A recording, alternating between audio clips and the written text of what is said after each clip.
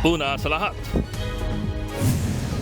kambal sa Panabo, Davao del Norte, magkadikit ang tiyan at tagahati lamang sa iisang atay. Nakatakda silang sabay-lalim sa operasyon sa Saudi Arabia para mapaghiwalay. Ang kanilang kwento, abangan maya-maya lamang. Magandang gabi, Pilipinas. Sa Frontline tonight. National State of Calamity dapat na raw ideklara ayon sa isang senador dahil sa matinding epekto ng El Nino. Pambobomba ng tubig ng China sa ating mga barko tinawag na irresponsable ng Amerika. U.S. Defense Chief Lloyd Austin muling binigyang diin ang Mutual Defense Treaty. Marcos Duterte Unit Team nabuwag na dahil umano sa pagbaliktad ni Pangulong Bongbong Marcos sa drug war investigation ng ICC ayon kay Attorney Harry Roque. Negosyanteng si Cedric Lee na hinatulan ng reklusyon perpetua sa kasong sinampa ng TV host na si Vong Navarro, dinala na sa bilibid sa Muntinlupa. Sa mga mahilig magkape, makikiride tayo sa isang coffee farm sa Cavite na may kakaibang pakulo. At summer song ng SB19 na Moonlight, trending.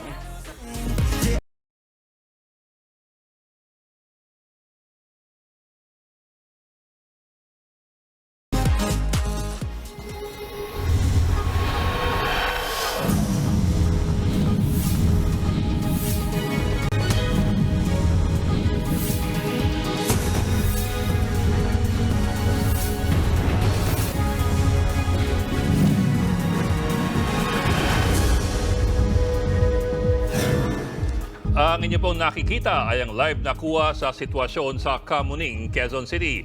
Tukod ng traffic dahil sa sinarang southbound lane sa Kamuning Flyover. Mabagal at halos wala ng galawan ang mga sasakyan. Nagsisimula ang build-up mula sa bahagi ng EDSA Scout Borromeo at nag-eembudo sa Service Road o sa ilalim ng ginagawang flyover. Nataon ding Biyernes kaya't maraming motorista. Ngayon ang ikatlong araw ng closure. Bawal ang motorsiklo sa Service Road at papayagan lamang kung may kumpirmadong booking delivery. Halos 6 na buwan ang pagsasara ng tulay para sa repair bilang paghahanda sa The Big One o malakas na lindol. Iminungkahi ng isang senador na isailalim na ang buong Pilipinas sa National State of Calamity dahil sa El Nino.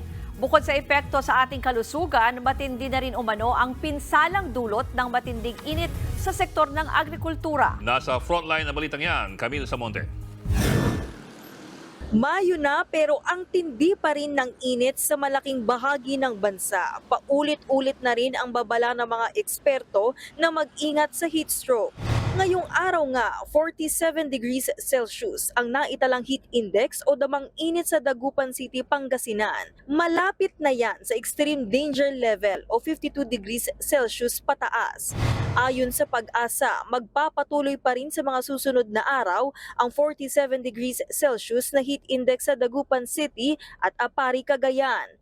44 hanggang 45 degrees Celsius naman sa Lawag City, Ilocos Norte, Bacnotan, La Union at Iba, Zambales. Dito naman sa Metro Manila, bahagyang bumaba sa 41 degrees Celsius ang heat index forecast sa Science Garden sa Quezon City. Bukod sa perwisyong init na delikado sa kalusugan, malaki na rin ang epekto ng El Nino sa sektor ng agrikultura. Sa huling datos nga ng Department of Agriculture, nasa 58,000 ektarya na ang nasirang sakahan sa bansa dahil sa El Nino. Apektado na nito ang kabuhayan ng mahigit 80,000 magsasaka. Sa kabuuan, nasa 1.24 billion pesos na ang pinsalang idinulot ng El Nino sa agrikultura ng bansa. Isa ito sa mga dahilan kaya nanawagan na si Senator Francis Tolentino na isailalim ang buong Pilipinas sa state of calamity dahil sa epekto ng El Nino. Sa ganitong paraan daw, pwedeng ipatupad ang price freeze sa mga pangunahing bilihin. Hindi naman natin kayang kontrolin ng El Nino. That's a natural weather abnormality. Itong pinanggalingan ko kanina umaga, yung Pili, Camarines Sur, 3 yung patay because of a heat stroke. Ganong kalaki yung epekto nito. Ang Ang simbahang Katolika naman naglabas na ng espesyal na panalangin o Oratio Imperata para hilingin umulan na ngayong matindi ang tag-init. Dadasalin yan sa misa sa lahat ng simbahan sa buong bansa. Nagbabalita mula sa Frontline, Camille Samonte, News 5. Niyanig ng magnitude 5.8 na lindol ang Leyte. Tumama ang lindol kaninang pasado alas 6 ng gabi sa dagat na sakop ng bayan ng Abuyog. Naramdaman ng intensity 5 sa ilang bayan sa Leyte, kabilang ang Abuyog, Burauen, Dulag, La Paz, MacArthur, Mahaplag, Tabon-Tabon at Tolosa. Intensity 5 din ang naramdaman sa bayan ng Hinunangan, Hinundayan at Silago sa Southern Leyte. Naramdaman din ang intensity 4 ng lindol sa ilang bayan ng Bohol, Samar, Eastern Samar at sa iba pang bahagi ng Leyte. Inaalam pa kung nagdulot ng pinsala ang lindol. Pinaghahanda naman ng publiko sa mga aftershocks. Hinoldap, iginapos at itinulak pa sa bangin ang isang TNVS driver sa Antipolo, Rizal. Nasa frontline ng balitang yan, si Ian Suyu. Nakagapos pa ng masking tape ang kamay ng ride-hailing app driver na ito nang matagpuan ng ilang residente sa barangay Inarawan sa Antipolo, Rizal. Hinold up daw siya ng 3 lalaking huli niyang isinakay bilang mga pasahero. Kwento ng biktima sa mga pulis, isinakay niya ang 3 lalaki sa Pasay bandang 1:00 ng madaling araw. Pero sa pagsundo pa lang, medyo kinutuban na ang driver dahil hindi sa eksaktong pick-up location siya pinapupunta. Hindi namin kabisado dito at sabi lang sa amin, ang ilagay lang namin address is Jokno Boulevard. Ayun. Pagsakay ng 3, nagpahatid daw sila sa Maynila.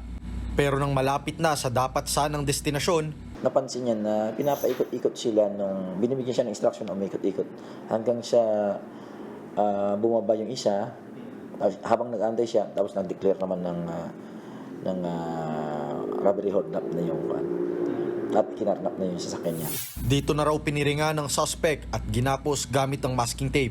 Hanggang sa minando na ng 3 ang sasakyan ng biktima papuntang Antipolo. Mag-aalas 6 ng umaga nang ibaba mula sa sasakyan ng mga suspect ang biktima. Saka dinala dito sa bahaging ito ng sitio Inuman. Ang plano sana, barilin ang biktima. Yun nga lang, hindi kumagat ang baril, kaya't itinulak na lamang nila ang biktima dito sa may bangin na ito na may lalim na 30 talampakan. Ayon sa isang residente, gumapang ang biktima palapit sa mga bahay para humingi ng tulong.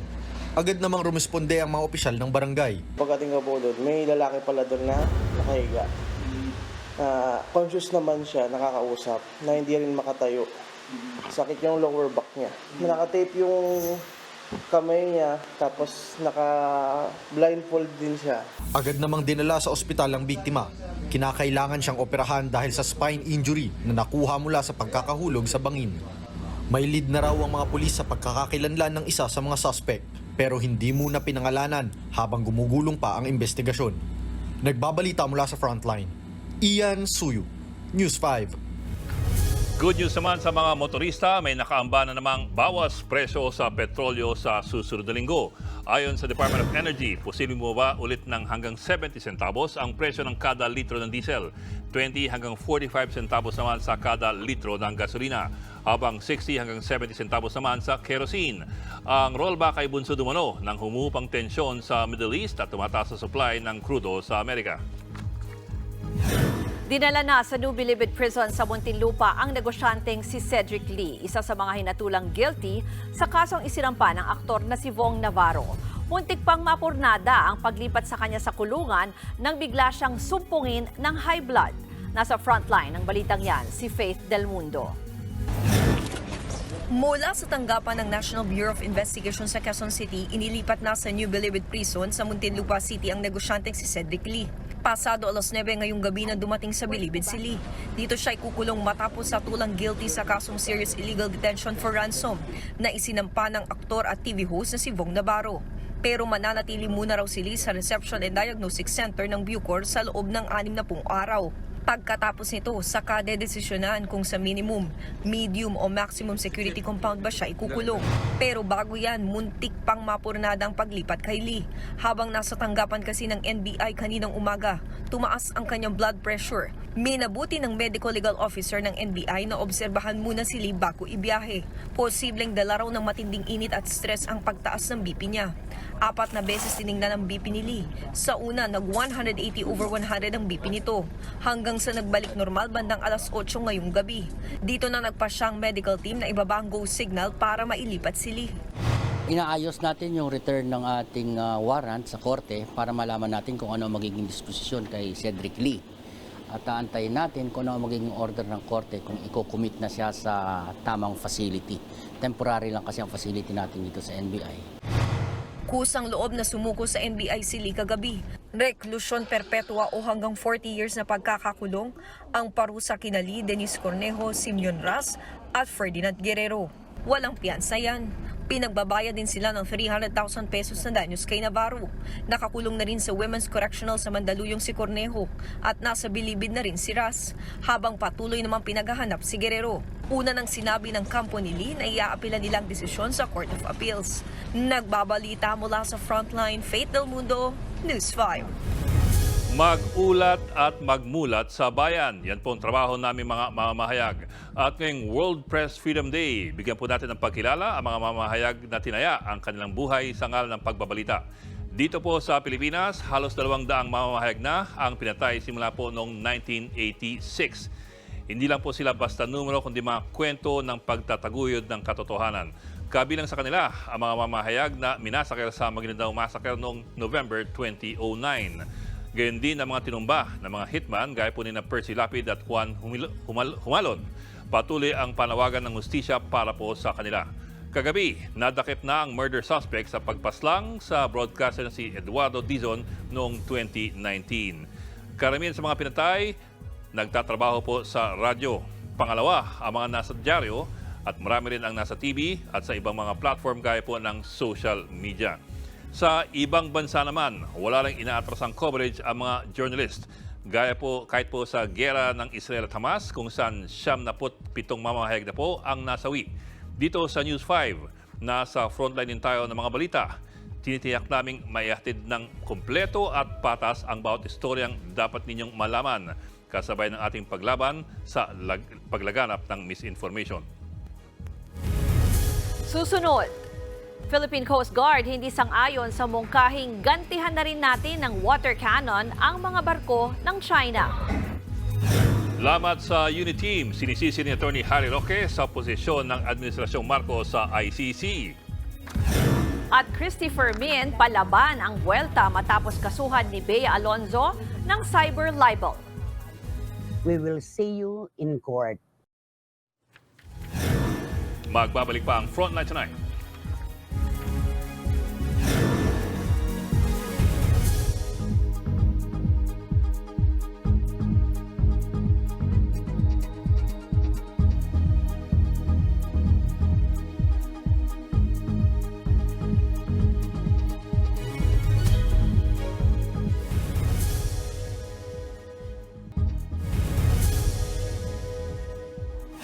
Hindi raw magpapatinag ang atin ito coalition sa ikalawang civilian mission nila sa West Philippine Sea sa kabila ng panibagong pangharas ng China sa ating mga barko.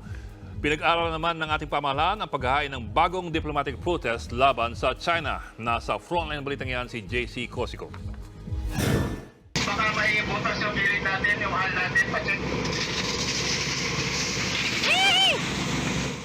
Kita sa videong ito noong April 30 kung gaano kalakas ang pambobomba ng tubig ng China Coast Guard sa watawat ng Pilipinas na nakakabit sa barko ng Philippine Coast Guard. Ayon sa National Task Force for the West Philippine Sea, masakit na makitang nababastos ang ating watawat. Makikita na ang bandila natin tinitira ng water cannon. Ito talaga napakasakit sa atin bilang Pilipino. All of their actions that they're doing there are just basically unlawful actions and they are offenders of the international law. Pinag-aaralan na ng Department of Foreign Affairs kung sapat ba itong basihan para maghain tayo ng panibagong diplomatic protest laban sa China. Some people will say we keep on doing it, but it's important that it's done because the protest signifies our position, tells them that we are not happy with what's happening in the waters. Para sa ilang senador, dapat nang gumanti ang Pilipinas sa pangwa-water cannon ng China. Una nang sinabi ni Senator Coco Pimentel na dapat na ring lagyan ng water cannon ng ating mga barko. Ayon naman kay Senator Francis Tolentino na may akda na Maritime Zones Bill, may mga water cannon din naman ng ilang barko ng PCG. Pero kailangan daw ng go signal mula kay Pangulong Bongbong Marcos para gamitin ito. May presidential approval din yan para na sa ganun alam natin din yung diplomatic responses, alam din natin yung other consequences. Sa kanila, yung sa China, state action na yan . May approval na yan ng Southern Theater Command, may approval na yan hanggang sa pinakamataas nilang Politburo. Pero hindi pabor ang Philippine Coast Guard sa mungkahing gantihan ng water cannon ang mga barko ng China. The guidance of the President is very clear. We should not be provoked of all those bullying activities of China. We're still going to deal with them professionally. And if we're going to use our water cannon, ano na lang ang difference natin sa kanila? Wala pang tugon ng palasyo tungkol dito. Sa gitna nito, muli namang nagpahayag ng suporta ang Amerika sa Pilipinas at binatikos ang pangwa-water cannon ng China. That's irresponsible behavior and it disregards international law. You've heard me say, you've heard our president say a number of times that our commitment to the treaty is ironclad and we stand with the Philippines. Sa kabila ng mga agresibong aksyon ng China, tuloy pa rin daw ang nakatakdang civilian mission sa West Philippine Sea sa Mayo 15. Sa isang pahayag, sinabi ng atin ito koalisyon na hindi sila natatakot sa mga panghaharas ng China. Mas lalo lang daw silang nabigyan ng rason para ipaglaban ng ating teritoryo. Nagbabalita mula sa Frontline, JC Cosico, News 5. 10 araw nang umaarangkada ang balikatan exercises at sa pagtatapos ng paglahok ng French Navy, nagsagawa ng naval exit ceremony sa West Philippine Sea. Sa seremonya, nagsalubong ang mga barko ng Pilipinas at France at sumaludo sa isa't isa. Ito ang unang beses na lumahok ang French Navy sa balikatan exercises ng Pilipinas at Amerika. Kasama sila sa mga sinagawang drills kabilang ang search and rescue exercises. Hindi sila nagpatina kahit may umaligid na Chinese vessel. Sa huli, nagpaabot ng farewell message ang commanding officer ng BRP Ramon Alcaraz sa French Navy ship na Vendémiaire. Together, we are committed to safeguarding our mutual interests, promoting our shared values of freedom and democracy, and addressing common concerns. Thank you for your continued support and cooperation. Over. Si Pangulong Bongbong Marcos ang sinisisi ni Attorney Harry Roque kung bakit nagkalamat ang UNITEAM. Sa panayam kay Roque ng programang Storycon ng One News, nakaapektuhan niya sa UNITEAM ang posisyon ni PBBM tungkol sa drug war investigation ng International Criminal Court or ICC. May kinalaman daw ang Pangulo kung paano nakapasok sa bansa ang mga investigador ng ICC. Sa nakaraw na impormasyon ni Roque, may mga nakausap ng matataas na opisyal ng gobyerno ang ICC investigators. Pagbaliktad daw ito ni PBBM sa dati niyang pahayag na hindi makikipagtulungan ang Pilipinas sa ICC. Let's just say that the palentong of the president on the ICC is very much responsible for the state of the unity now. Had it not been for this flipping of position on the ICC, we probably would still have a unity to speak of. This actually marked the beginning, the end of unity when the Secretary of Justice made a 360-degree turn on the issue of cooperation. Binigyan ng 10 araw ng Kamara si Congressman Pantaleon Alvarez para sagutin ang reklamo sa kanya. Kaugnay ito ng paglabag umano ng kongresista sa Code of Conduct kabilang ang pag-udyok sa militar na bawiin ang suporta kay Pangulong Bongbong Marcos. Nasa frontline ng balitang yan, si Marian Enriquez. Nagpulong kahapon ang House Committee on Ethics tungkol sa natanggap nilang reklamo laban kay dating House Speaker at ngayoy Davao del Norte 1st District Representative Pantaleon Alvarez. Reklamong paglabag sa Code of Conduct ng House of Representatives ang inihain ni Tagum City Mayor Ray Uy laban kay Alvarez. Ayon sa komite, nakita nilang may sapat na basehan ang reklamo. 3 grounds ng paglabag daw ang nakita. Una, ang disorderly behavior ni Alvarez dahil sa hindi niya pagpasok sa Kongreso. Ikalawa ang libelous o mapanirang pahayag niya sa ilang opisyal sa Davao del Norte. At ikatlo ay ang seditious remark o panunulsol ni Alvarez sa Armed Forces of the Philippines na bawiin ng suporta kay Pangulong Bongbong Marcos. Ayon sa komite, walang halong politika ang paggulong ng reklamo. Kilala kasing kaalyado ni Alvarez si dating Pangulong Rodrigo Duterte. Wala akong politika ko dito. Nagkataon po na inirereklamo ang ating pong kasamahan sa Kongreso ngayon, and the committee has to act on it. Magpapadala ng notice ang komite sa opisina ni Congressman Alvarez at meron siyang 10 araw para sagutin ang reklamo. Magkakaroon muli ng pagdinig oras na matanggap ng komite ang sagot at paliwanag ni Alvarez. Ayon sa Ethics Committee, ang investigasyon ay babala sa lahat ng mambabatas. We are bound by the rules, Code of Conduct of the House of Representatives. We have to act appropriately, in public, with respect to our actions, utterances, speeches, because again, freedom of speech is not absolute. As the saying goes, public office is a public trust. Handa naman daw sa investigasyon si Alvarez. Nauna na niyang sinabi na dala lang ng bugso ng damdamin kaya niya hinikayat ang mga militar na bawiin ang suporta kay Pangulong Marcos. Kaugnay ito ng tensyon sa West Philippine Sea. Nanindigan na rin ang AFP na hindi susunod sa pahayag ni Alvarez at mananatiling tapat sa kanilang Commander-in-Chief. Nauna na ring pinaiimbestigahan ng Department of Justice ang panawagan ni Alvarez sa mga militar kung maituturing itong sedisyon o rebelyon. Nagbabalita mula sa Frontline, Marian Enriquez, News 5.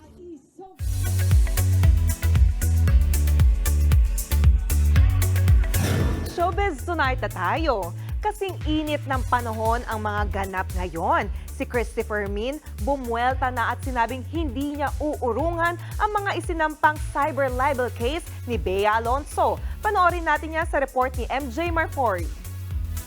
We will see you in court. Yan ang derechahang sagot ni Christopher Min laban kay Bea Alonzo na nagsampa sa kanya ng reklamong cyber libel. Sa programang Christopher Minute ng 1PH kanina, sinabi ng showbiz columnist na karapatan naman daw ng aktres na ireklamo ang kahit na sino. Pero hindi raw matanggap ni Nay Christy ang iginiit ng kampo ni Bea na gawa-gawa lang ang mga sinabi nila tungkol sa aktres. Ang programa po ni OG Diaz, ang kanyang vlog at ang Showbiz Now na maging ito pong Christopher Minute ay dinisenyo hindi lamang po para kay Bea Alonzo. Ito po ay para ibalita ang lahat ng kwento, positibo man o hindi, tungkol sa mga personalidad na tinatawag po nating public figures. Buwelta pa ni Nay Christy.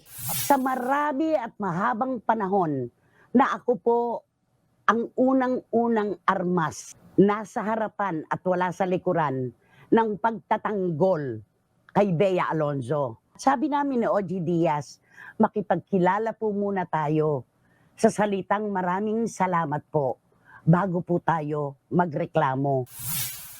Hindi raw magiging dahilan ng mga isinampang kaso ni Bea para manahimik si Nay Christy. Gumawa ka ng maganda, Bea Alonzo, patuloy kitang papalakpakan. Pero kapag ikaw ay nagkakamali at sablay ang iyong ginagawa sa mata ng publiko at sa aming panlasa, ikaw ay aming paaalalahanan. Matatanda ang naging topic ng maraming marites ng hiwalayan ni Bea at Dominic Roque nitong Pebrero lamang. Damay rin sa tatlong magkakahiwalay na cyber libel complaints ang isa pang showbiz columnist at host na si OG Diaz at iba pang kasama nila sa kani-kanilang mga vlog.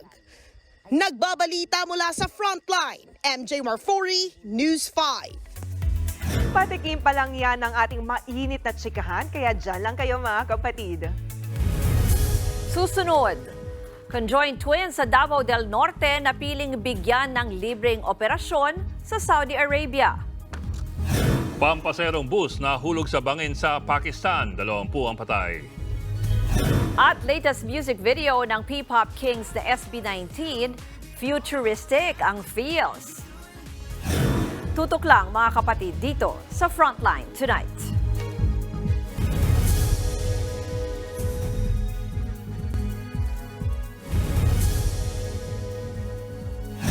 Napili ng gobyerno ng Saudi Arabia ang conjoined twins mula sa Davao del Norte para bigyan ng libreng operasyon at pag-asang mamuhay ng normal. Nasa frontline ng balitang yan si Camille Samonte. Ito sina Baby Aisha at Akiza. Conjoined twins ang tawag sa kanila. Magkadikit ang kanilang tiyan at naghahati lang sila sa iisang atay. May cleft palate din si Baby Aisha. 1 taon at 5 buwang gulang na ang kambal mula sa Panabo, Davao del Norte.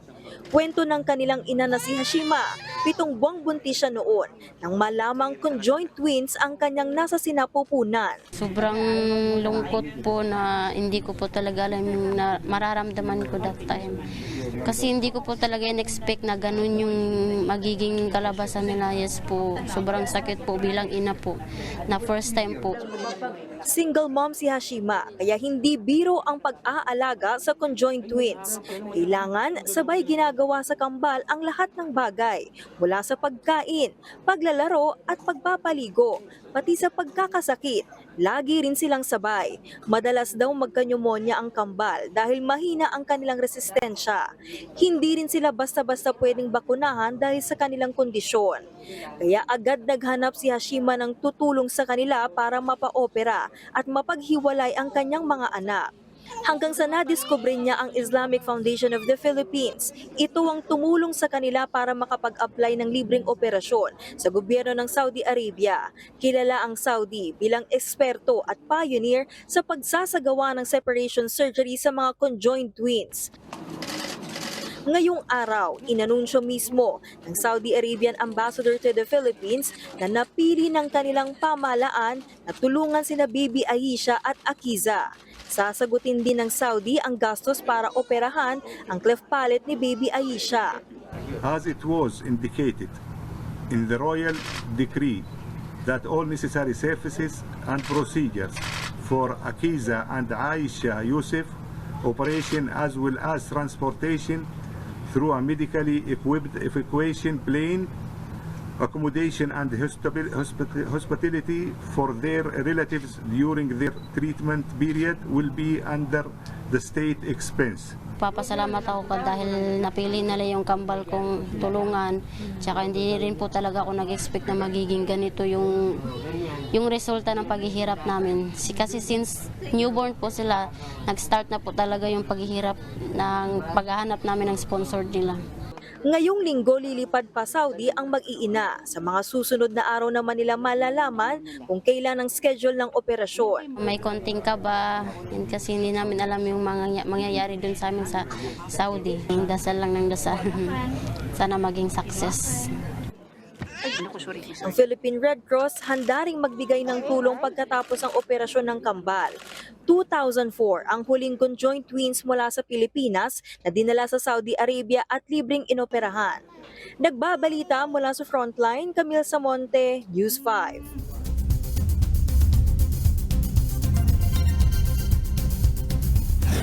20 ang patay matapos mahulog sa bangin ng isang bus sa Pakistan. Habang sa Brazil, 29 ang patay sa matinding baha. Narito ang Frontline News abroad. Mahigpit ang yakap sa isa't isa ng mag-asawang ito sa Brazil habang nasa bubong ng kanilang bahay na nalubog sa baha. Laking tuwa nila nang dumating ang rescue helicopter. Dahan-dahang lumapit sa kanila ang chopper.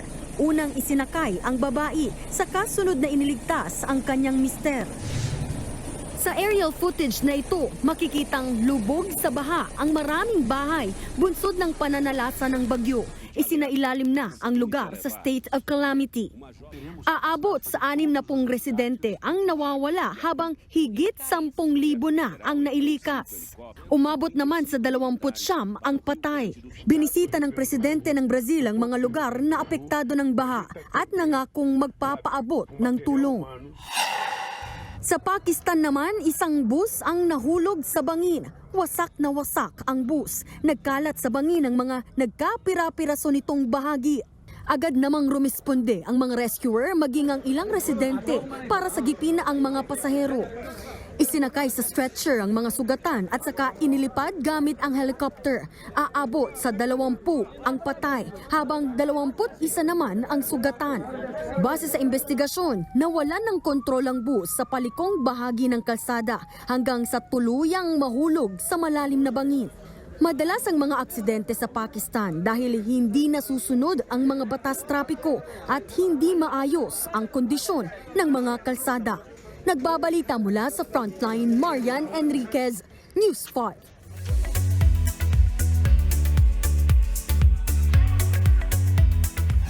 Eto na, futuristic at saktong-sakto sa summer heat at trending at bagong kanta ng SB19 na Moonlight.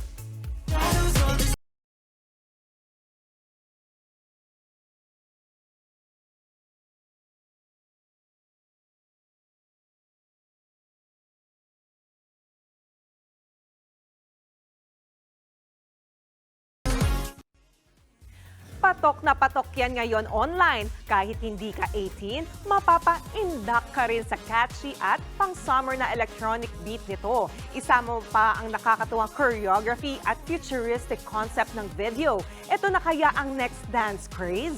Bukod dyan, collab project din ang Moonlight ng SB19 at mga international music producers na sina DJ Ian Asher at Terry Jong. Ito ang hindi nyo dapat ma-miss. May pa-motorcade para kay Miss Universe 2023 Shanice Palacios sa Mall of Asia sa Linggo.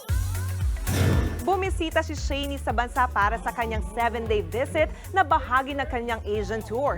Game na nakipag-bonding si reigning Miss U sa press con kahapon. Kumasa rin si Shanice sa Tagalog Challenge at nakitikim din siya ng mga all-time Pinoy favorite na lechon, chicharon at halo-halo. Inaabangan naman ang reunion nila ni Miss Universe Arbony Gabriel na nasa Pilipinas din ngayon. Maging ang pagkikita nila ni Miss Universe Philippines, Michelle D. We're gonna surprise for all of you guys. I told you, stay tuned. Abangan, Mamang Tsuper sa Cebu na nag-birthday habang namamasada, may pa-burger at libreng sakay sa mga pasero. At makiride tayo sa isang kapihan sa Cavite na may mga kakaibang sineserve gaya ng kapeng gayuma at kapeng banal. Tuloy-tuloy ang balitaan dito sa Frontline Tonight.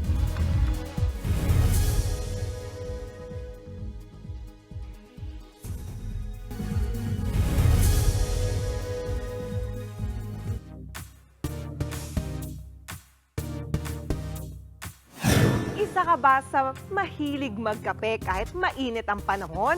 Nakatikim ka na ba ng kapeng banal o kapeng gayuma? Meron ding kapeng sa malamig. O di ba? Dinayo ko pa yan sa Amadeo, Cavite. Kaya tara, ride tayo dyan.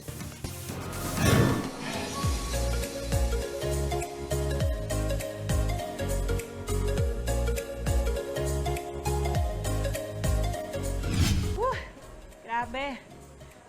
Napakainit na talaga ng panahon, pero tayo mga Pinoy, hindi pa rin magpapapigil sa pag-inom ng paborito nating kape. At dito sa Amadeo, Cavite, matatagpuan ang isang kapihan na may kakaibang pakulo. Ma'am, yung pagmamalaki namin dito na mga drinks namin is unlike sa other na mga coffee shops. Yung mga siniserve namin na coffee is may story behind that po. Yung mga tawag namin sa kape, may mga pinanggalingan po siyang istorya. Dahil coffee is life kahit tag-init, aking sinubukan ang ilan sa kanilang hometown brew. Ito ang tinatawag nilang kapeng gayuma. Bakit?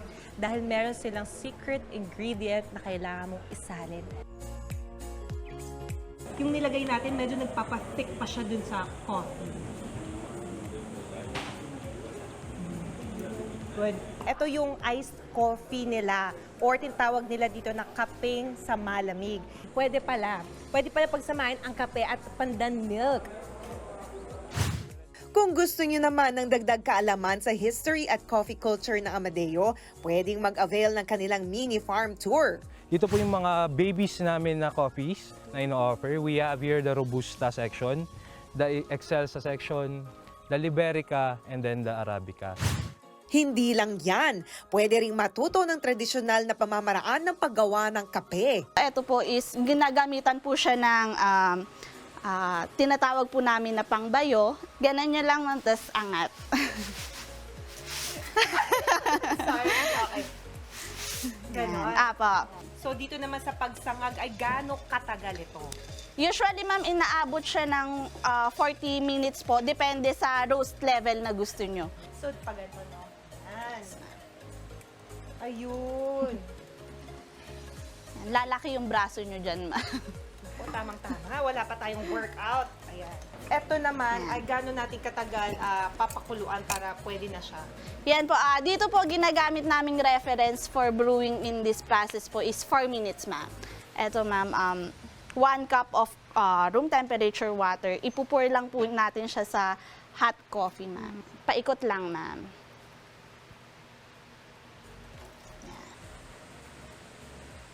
Woo! Ang init. Pero mainit na kape. Masarap sa panahon pa din.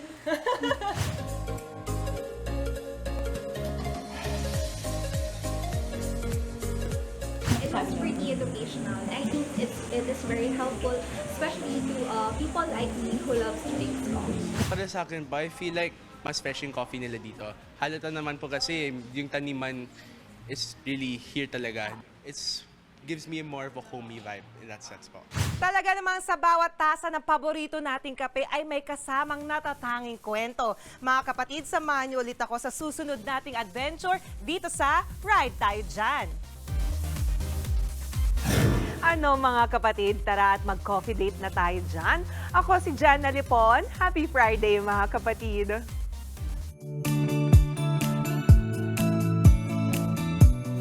At para naman sa ating papaong pampag-good night, libreng sakay na, may libreng pa-burger pa. Yan ang pa-birthday ng isang tsuper sa Cebu. Siya po si Tatay Catalino. Nag-celebrate siya ng 53rd birthday noong Martes, kaya't pa-blowout niya ang libreng sakay.